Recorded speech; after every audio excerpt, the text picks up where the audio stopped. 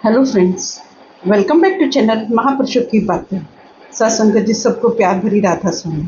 आइए सुनते हैं कुछ प्रेरणादायक वचन। ये वचन राधा स्वामी सत्संग व्यास द्वारा प्रकाशित पुस्तक साईं बुल्ले शाह में से दिए गए हैं। इस पुस्तक के पेज नंबर 12 पर उल्लेख है कि साईं बुल्ले शाह ने शाह अनायत की हिदायत करने साईं बुल्ले शाह ने शाह अनायत को हिदायत करने वाला हादी और परमात्मा को मिलाने वाला कामिल मुर्शिद कहा है तथा उसको पति, शौह, साईं, सज्जन, यार आदि कहकर उसके प्रति अपनी सच्ची प्रीति प्रकट की है। वह अपने सद्गुरु को सच्चा आरिफ अर्थात ब्रह्म ज्ञानी, रूह का मालिक और लोहे को सोना बनाने वाला पारस कहता है। गुरु एक निर्बल, बेसहारा और कुहड़ को पार उतारने वाला होशियार तैराक है। वह रूह को रूहानियत के रंग बिरंगे आंचल पहनाकर दुहागन से सुहागन बनाने वाला और ऊंची उड़ान की विधि सिखाकर परमात्मा से मिलाने वाला मध्यस्थ है। यही नहीं उसको सद्गुरु परमात्मा से अभेद दिखाई देने लगा और उसको परमात्मा की भांति सद्गुरु भी सर्वव्यापक दिखाई देने लगा। हजरत मोहम्मद के वंश के एक विद्वान सैयद द्वारा एक साधारण अराई को अपना गुरु मान लेना उस समय के समाज के लिए कोई मामूली घटना नहीं थी। यह एक जबरदस्त धमाका था जिसने चारों ओर हलचल मचा दी। बुल्ले को अपने धर्म, जाति और परिवार के लोगों का विरोध तथा अनेक प्रकार के ताने और व्यंग सहन करने पड़े।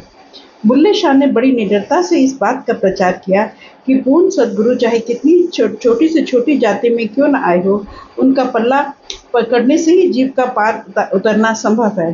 वे बेधड़क होकर कहते हैं कि सैयदपन का मान और गर्व करने वाले नरकों की अग्नि में जलेंगे, परंतु साईं अनायत शाह की जैसे अराई का पल्ला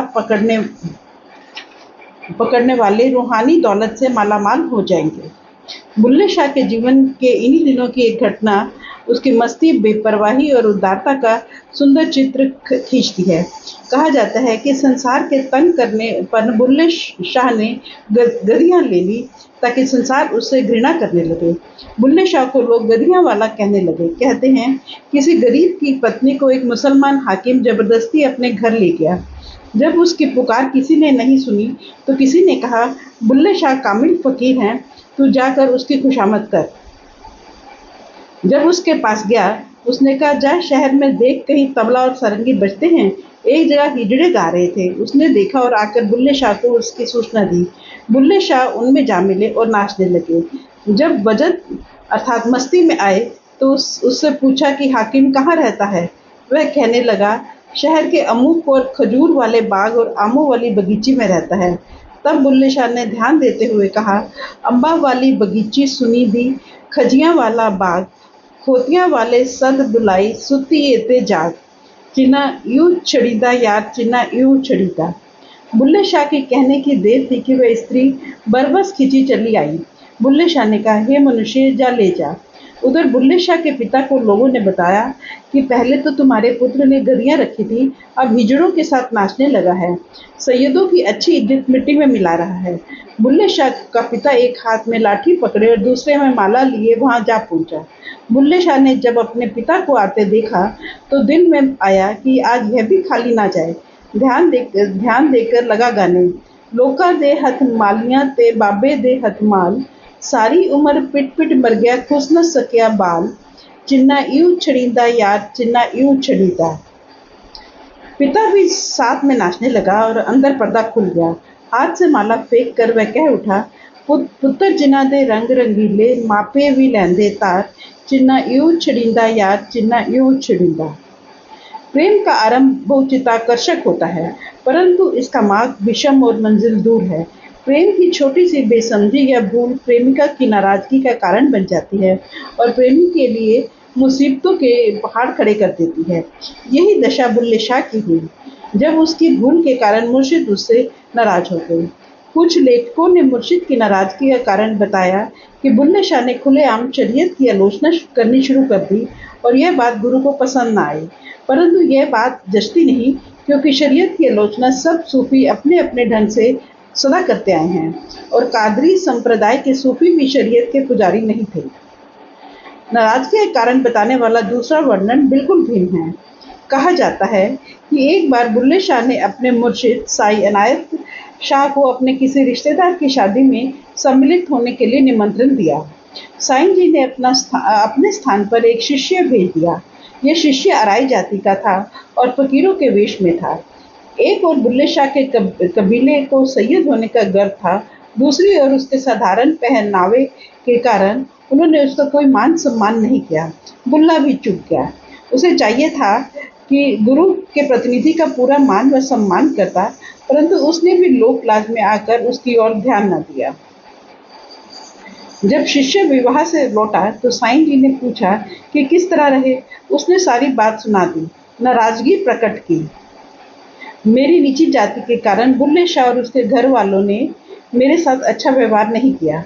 साईं जी कहने लगे, बुल्ले की यह मजाल। फिर बोले, हमें उस निकम्मे से क्या लेना, चलो हम उसकी क्यारियों से पानी मोड़कर तुम्हारी ओर कर देते हैं। बस इतना कहना था कि बुल्ले शाह के लिए प्रलय आ गई। जैसे ही मुर्शिद ने दया का पानी मोड़ लिया, उसकी बहार पतझड़ में बदल गई। अंदर का पर्दा बंद हो गया, आंतरिक दृश्य अलोप हो गए। प्रकाश अंधकार में और आनंद शोक में बदल गया। बुल्ला शून्य के समान हो गया। जिसको आरंभ से ही आंतरिक दैवी आनंद की झलक न मिली हो और जिसके अंतर में सद्गुरु के व्यक्तित्व का दिव्य प्रकाश ना देखा हो, उसकी बात अलग है। परंतु जो साधक एक बार आंतरिक अमूल्य धन से मालामाल हो चुका हो, उसके पास से अचानक वह दौलत छीन ली जाए तो उस पर क्या बीतती है, यह वही जानता है। वास्तव में रूहानी दौलत का मालिक पूर्ण सद्गुरु होता है और शिष्य के बस में कुछ नहीं होता। देखने में लगता है कि शिष्य स्वयं गुरु को ढूंढता है और अपनी हिम्मत से उसके बताए हुए मार्ग पर चलकर उन्नति करता है, परंतु वास्तव में वह मन बुद्धि की सहायता से पूरे गुरु की खोज या पहचान कर सकता है, ना अपने बल या चतुराई से उससे सच्चा मार्ग प्राप्त हो सकता है और न ही अपने प्रयत्न से आंतरिक मंजिलों में पहुंचने के योग्य बन सकता है। सच्चे मार्ग का मिलना, रूहानी उन्नति का होना और कायम रहना सब कुछ सद्गुरु की दया मेहर पर निर्भर करता है। बुल्ले शाह ने स्वयं लिखा है, गुरु जो चाहे सो करता है। परंतु इस सत्य तक पहुंचने के लिए उसको गुरु की नाराजगी और विरह की आग के भयानक समुद्र को तैरना पड़ा। पर्दा बंद होते ही बुल्ले शाह गुरु के पास दौड़ा आया, परंतु उन्होंने मुख मोड़ लिया और अपना डेरा छोड़कर चले जाने का हुक्म दिया। एक गुरु की नाराजगी और दूसरा मुंह ना देखने की आज्ञा। किसी शिष्य के लिए इससे बड़ा संताप क्या हो सकता है। बुल्ले शाह की जान पर बनाई। वह पश्चाताप और विरह की आग में मछली की भांति तड़पने लगा। बुल्ले शाह की वाणी में इस दुख भरी अवस्था के बड़े हृदय स्पर्श वर्णन मिलते हैं।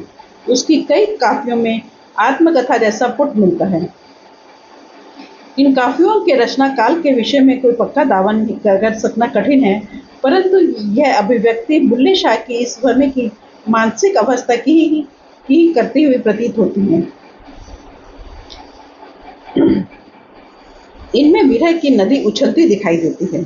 भाव की पवित्रता, वास्तविकता, सोज और तड़प में ये काफियां बेजोड़ हैं। इन काफियों से पता लगता है कि प्रियतम के मिलाप से मिले आनंद की याद और प्रियतम के वियोग की तड़प एक गुप्त आग की तरह बुल्ले को जलाकर राख करती चली जा रही थी। वह प्रीति को त्याग नहीं सकता, परंतु प्रियतम के वियोग के कारण उसे न दिन में आराम है, न रात को चैन है। प्रियतम का दर्शन नसीब नहीं होता, परंतु उसके बिना छाती फटती है और कलेजा जलता है। इस वेदना को सहन करना कठिन है, परंतु प्रीति का त्याग कर सकना भी असंभव है। इसलिए वह जीवन और मौत के बीच में लटक रहा है।